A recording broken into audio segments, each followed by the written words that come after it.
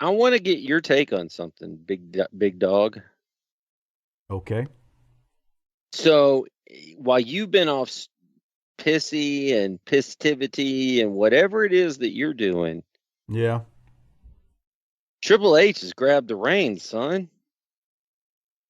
I've been so out of left field that I was like, what are you talking about when you asked me this? So there's some nonsense here in what I'm about to say, and you'll pick up on it immediately.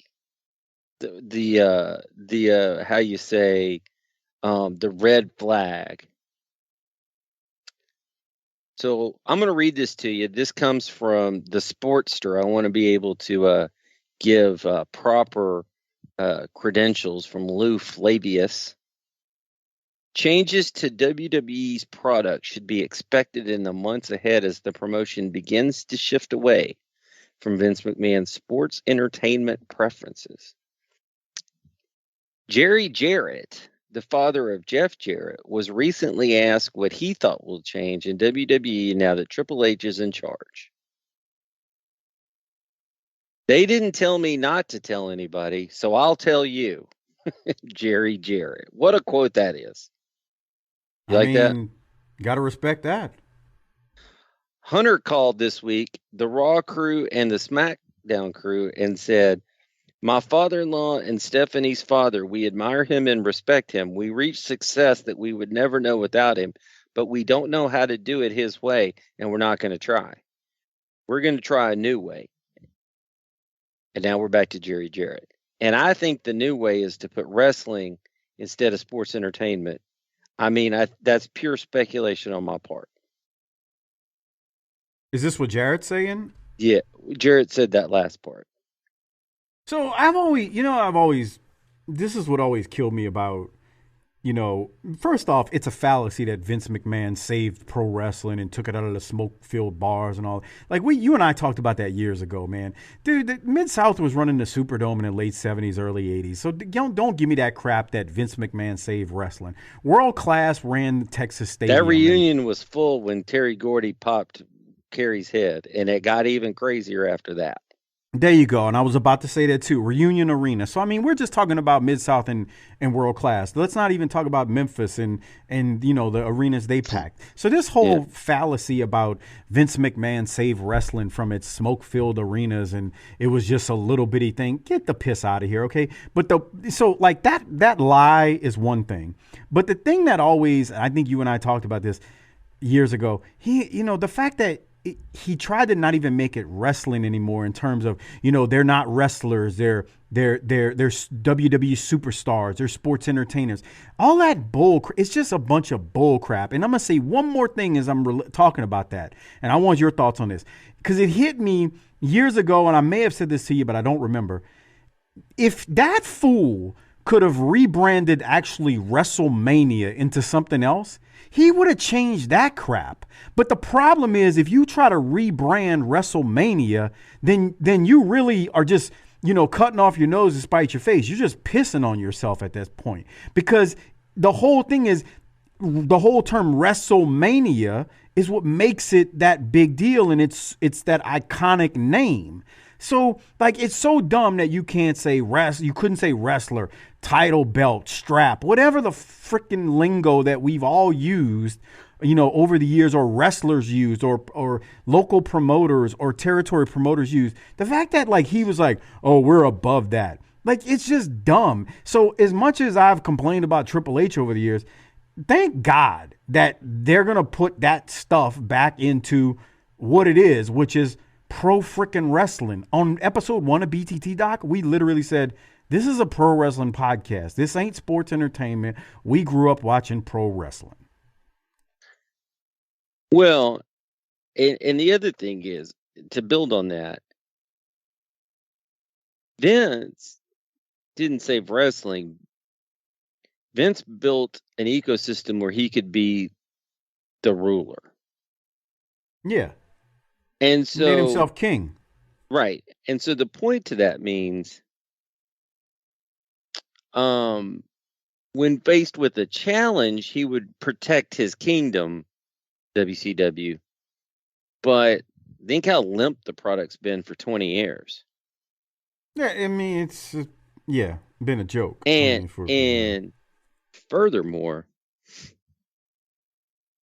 this whole thing is him having, I mean, I don't want to psychoanalyze, but here we go. This whole thing is him having a terrible childhood and trying to protect himself from ever having to feel out of control ever again.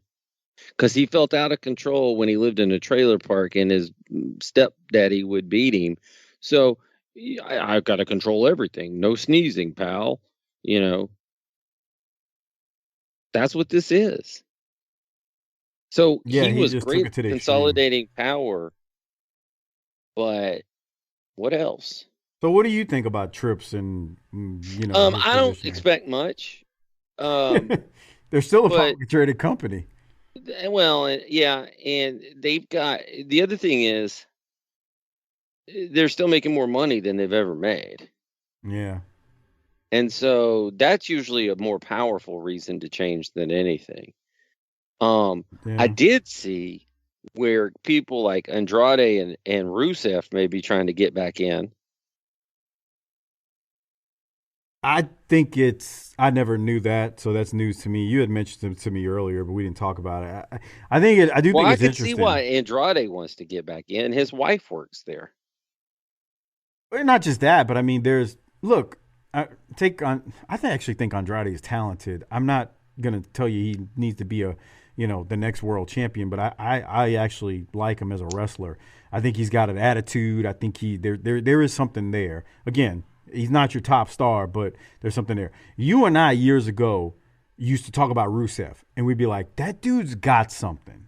Like he's got something. Again, I ain't saying he would be Stone Cold Steve Austin, but there is something there. He's got charisma. Now they've made a joke of him at times in AEW, but he's got something. How far that could take him, that's up to the person who's in charge. But I mean, he had those matches with Cena years ago. He wasn't lost. He looked okay. Like I actually think he's got something. Okay. What But other names have you heard? Like going back I don't potentially. know, but Karrion Cross showed up. I think I saw a tweet about that, but I'm not And so real familiar with the his point work. is the good news is that if you can start getting people flowing back and forth between companies, that could help. But I don't expect too much. I don't, if you think everybody's going to look at the recent Crockett Promotions thing and go, we need to go back to old school wrestling, then that's not going to happen. And that's what I like. So, bug it. Well, but Doc, that the one thing I will say when you talk about guys potentially going back and forth like that, man, the thing is, that's I'm not trying to say there would be a wrestling war, but man, The that's one boys of can those get things. paid that way too. That's what I'm saying. That's how You got to have because some then leverage. You got to have that's what it. have we said in life? You got to have leverage. Got to have leverage. Like, and if you got two companies competing for your services and they both really want you, I mean, that's leverage. That's what you need. We'll know if Triple H is serious about being wrestling if he brings in the Briscoes. Dude, so that's a good question. So, would you, knowing the landscape now, where you have Triple H in charge and Vince is supposedly out, because we had that discussion a couple weeks ago, would you rather see the Briscoes in WWE on SmackDown or Raw, or would you rather see them in AEW? Who do you Is think? can I get the seat? None of the above. Well, no, given a choice. I mean, you've only I got don't know those that two they options. would because I think they do what they want to do, and they make enough money at the chicken farm that they don't have to do this. Bruh, just go listen to that promo where he's shooting on EC3. That is one of the realest promos, Jay Briscoe, that I've ever heard in my life. And he was cutting the promo on, control your narrative. This is before that was a promotion, whatever the hell that is at this point. And he was like, Bruh, I have NXT. They offer me these damn NXT contracts all the time. I ain't leaving my goddamn chicken farm for no damn NXT contract. I can make more money right here on my chicken farm. And you know what? I know he's telling the truth. So, I mean, like I said, given the What are choice, we that's going a to do? Run the risk of going up north and get ruined. having them turn you into the Viking Raiders Part 2? We don't even talk about them, and they were one of our favorite teams when we were watching ROH. They came on the other night, and Latrell was like, "I forgot about them." They make you forget about them. I feel bad for them. And Look so at them. they would be able to go to AEW and do stuff that on the surface seems better, but then they're going to get caught in that Young Bucks bullshit, and you can't win in that. FTR is about to FOFA on that, or I FAFO on look that. forward to the day that The Tony shoot interviews Khan. come out afterwards. I've said that for years since the beginning of AEW. I said just wait until 15, 20 years from now, 10, it probably shorter than that because people just don't care anymore.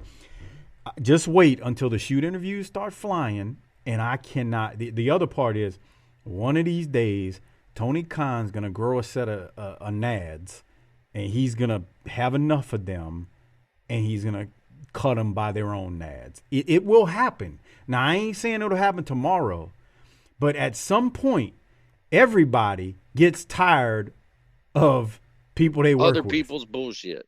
Other people's bull. That's right. You nailed it. So we'll keep Okay. an eye on, we will continue to be deeply embedded into the industry and cover events Cover the event, Doc. as they become available. We Unfold. will be sure to aggregate all the terrible websites that are writing about this stuff and bring it straight to you at some point Cover later. the event. Speaking of covering the event,